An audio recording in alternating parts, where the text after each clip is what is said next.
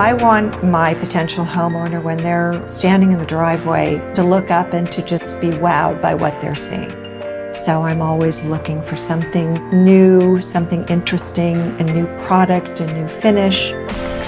The Aspyre collection by James Hardie does offer design versatility because there are so many choices. The V-groove, for instance, can be applied vertically on one house and horizontally on the other house, and they'll look different. It's kind of like a Lego set. You know, if you just have a basic block and you have all these other different components, it makes your final finished house much more interesting. James Hardie makes the artisan lap siding in different depths. You notice that when you're driving down the street. That allows me to make every home I design look a little bit different.